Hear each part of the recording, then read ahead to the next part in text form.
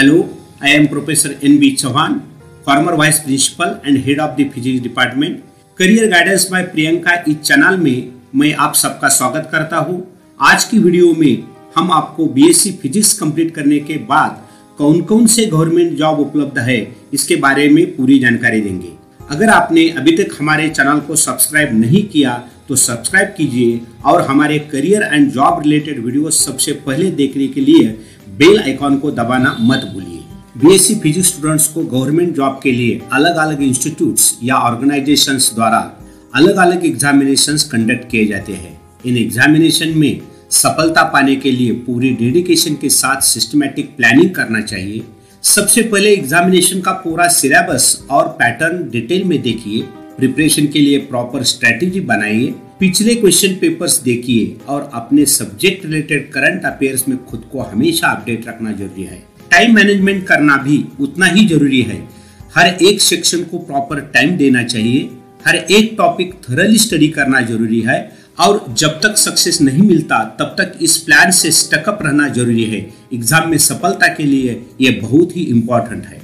इस वीडियो में हम बीएससी फिजिक्स के बाद गवर्नमेंट जॉब के लिए ऑर्गेनाइजेशंस और पीएसयूज के बारे में जानेंगे, जहां बीएससी फिजिक्स स्टूडेंट्स को जॉब अपॉर्चुनिटीज उपलब्ध है, जैसे कि UPSC, state PCS, Indian forest services, public sector banks, staff selection commission, Indian defence services, Indian railway, research institutes, teaching fields आदि। यूपीएससी यानी union public service commission total 27 post के लिए examinations conduct करता है। इसमें आईएएस, आईपीएस और IFS ये बहुत ही पॉपुलर पोस्ट है और आप सभी जानते हैं कि ये बहुत ज्यादा प्रतिष्ठित एग्जाम है। इंडिया में सबसे ज्यादा जॉब की रिक्रूटमेंट एसएससी यानी स्टाफ सिलेक्शन कमीशन के द्वारा की जाती है। ये ऑर्गेनाइजेशन गवर्नमेंट ऑफ इंडिया के अंडर अलग अलग मिनिस्ट्रीज, डिपार्टमेंट्स और सबऑर्डिनेट ऑफिसेस में डिफरेंट पोस्ट के लिए ग्रेजुएटेड स्टूडेंट्स को रिक्रूट करती है। एसएससी सीजीएल यानी कंबाइंड ग्रेजुएट लेवल एग्जाम, इसमें सेंट्रल गवर्नमेंट एजेंसीज जैसे सीबीआई,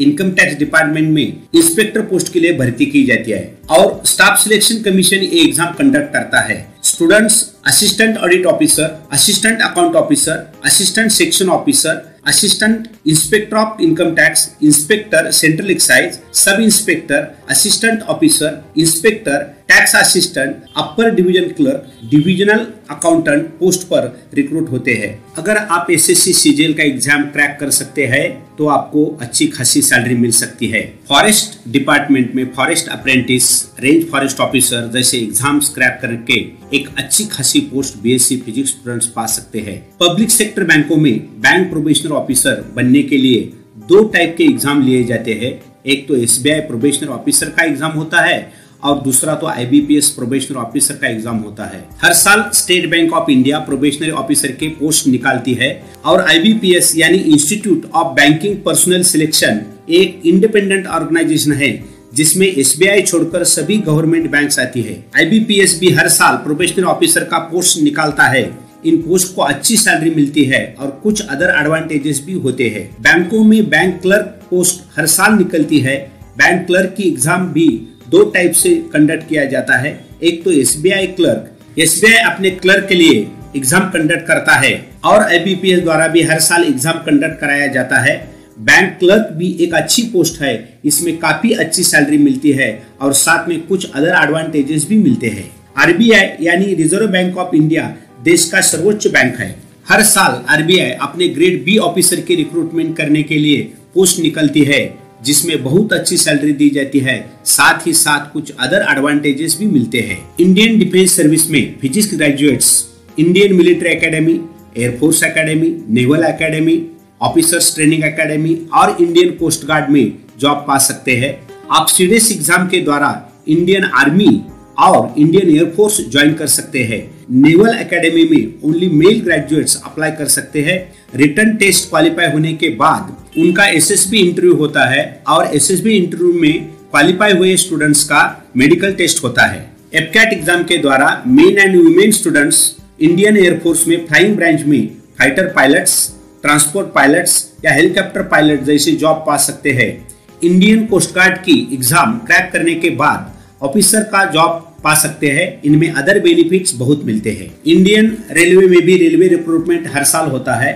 अलग अलग एग्जाम लेके स्टूडेंट्स को रेलवे में अलग अलग डिपार्टमेंट में जॉब मिलता है। अगर स्टूडेंट कम से कम 60% के साथ ग्रेजुएट है तो मैनेजर पोस्ट के लिए भी अप्लाई कर सकते हैं। रेलवे रिक्रूटमेंट बोर्ड द्वारा एग्जाम्स कंडक्ट किया जाता है। रेलवे में बहुत अच्छी सैलरी दी जाती है और आपको कुछ अदर एडवांटेजेस भी मिल सकते हैं। साथ ही साथ आपके डिपेंडेंट फैमिली को भी कुछ एडवांटेजेस मिलते हैं।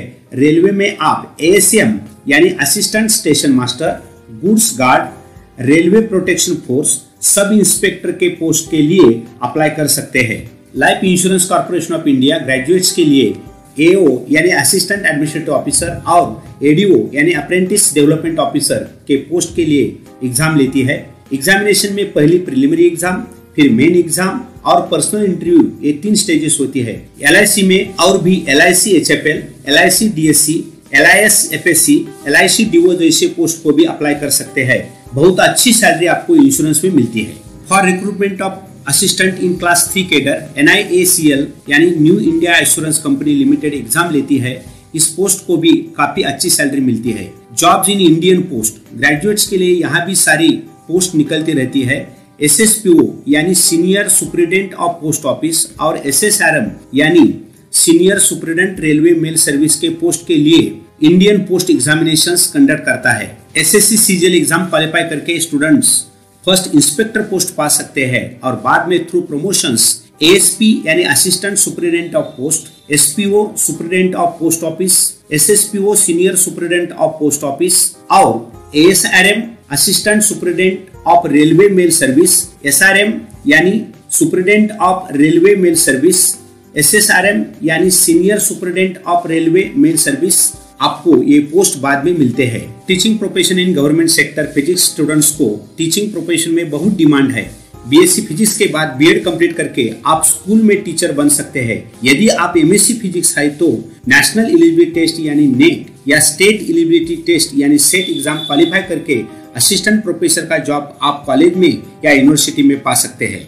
BSc फिजिक्स या MSc फिजिक्स के बाद अलग अलग पोस्ट जैसे कि researcher, scientific assistant, scientist, scientific officer या प्रोजेक्ट साइंटिस्ट के जॉब के लिए आप government owned scientific research and development organisation में जॉब ले सकते हैं। भाभा एटॉमिक रिसर्च सेंटर यानी BRC में यदि आपका गेट एग्जाम का स्कोर अच्छा है तो उस स्कोर के ऊपर आपको इंटरव्यू में बुलाया जाता है और यदि आप इंटरव्यू में क्वालिफाई हो गए तो आपको BRC में जॉब मिलता है। इसके अलावा BRC खुद की रिटन एग्जाम लेती है। यदि आपका इस एग्जाम का स्कोर अच्छा आया तो आप BRC में जॉब पा सकते हैं। इंडियन स्पेस रिसर्च ऑर्गेनाइजेशन यानी इसरो में यदि आपको MSc को 65% मार्क्स है तो गेट एग्जाम के स्कोर पे और बाद में इंटरव्यू में क्वालिफाई हो गए तो इसरो में आपको जॉब मिल सकता है।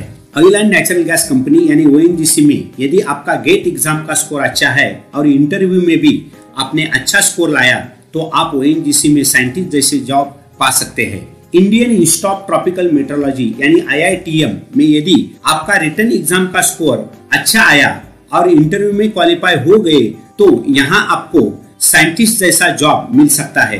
स्टूडेंट्स ने एक चीज ध्यान में रखना चाहिए कि इन सभी इंस्टीट्यूट या ऑर्गेनाइजेशन में researcher, scientific assistant, scientist, scientific officer या प्रोजेक्ट साइंटिस्ट ये पोस्ट पाने के लिए जो रिटन एग्जाम लेते हैं उस एग्जाम में फिजिक्स के साथ साथ जनरल एप्टीट्यूड, रीजनिंग और जनरल स्टडी भी पूछा जाता है। तो फिजिक्स के साथ साथ थोड़ा सा एप्टीट्यूड, रीजनिंग और जनरल नॉलेज को भी स्ट्रॉन्ग करना चाहिए। इंडियन मेट्रोलॉजिकल डिपार्टमेंट यानी IMD में यदि आपका रिटन एग्जाम का स्कोर अच्छा है और इंटरव्यू में भी क्वालिफाई हो गए तो आप यहाँ प्रोजेक्ट साइंटिस्ट का पोस्ट निकाल सकते हैं। स्पेस एप्लीकेशन सेंटर यानी SSC में यदि आपको BSc और MSc डिग्री को कम से कम 65% मार्क्स है और आपका रिटन एग्जाम का स्कोर अच्छा आया तो इंटरव्यू में क्वालिफाई होने के बाद आपको SSC में साइंटिस्ट पोस्ट मिल सकती है। डिपार्टमेंट ऑफ एटॉमिक एनर्जी यानी DAE में आपके गेट एग्जाम के स्कोर के ऊपर जब आप इंटरव्यू में क्वालिफाई हो जाएंगे तो आपको DAE में जॉब मिल जाएगा। Indira Gandhi centre for atomic research यानी IGCR में रिटन एग्जाम और इंटरव्यू क्वालिफाई होने के बाद MSc फिजिक्स से साइंटिफिक ऑफिसर और BSc फिजिक्स से स्टाइपेंडरी ट्रेनी ग्रुप B की पोस्ट मिलती है। ब्यूरो ऑफ इंडियन स्टैंडर्ड्स यानी BIS में आप MSc फिजिक्स है तो रिटर्न एग्जाम का स्कोर आने के बाद यदि आप इंटरव्यू में क्वालिफाई हो गए तो आपको साइंटिस्ट बी पोस्ट मिल जाती है। National informatics centre new Delhi, यदि आप MSc फिजिक्स है तो साइंटिस्ट बी पोस्ट के लिए अप्लाई कर सकते हैं। गेट के स्कोर के ऊपर भी NIC में जॉब मिलता है। National institute of hydrology Roorkee में CSIR नेट एग्जाम या गेट एग्जाम के स्कोर के ऊपर और यदि आपने रिटर्न एग्जाम में अच्छा स्कोर लाया और इंटरव्यू में क्वालिफाई हो गए तो साइंटिस्ट बी पोस्ट पा सकते हैं। यूनियन पब्लिक सर्विस कमीशन यानी UPSC में आप जियोलॉजिस्ट के पोस्ट के लिए अप्लाई कर सकते हैं। MSc फिजिक्स के बाद आप इसमें जियो फिजिसिस्ट जो कि ग्रुप A कैटेगरी का जॉब है उसे अप्लाई कर सकते हैं। इसके 2 या 3 रिटर्न एग्जाम होते हैं। फिजिक्स का अलग और जियो फिजिक्स का अलग एग्जाम होता है, तो आपको थोड़ा बहुत जियो फिजिक्स का भी स्टडी करना पड़ेगा।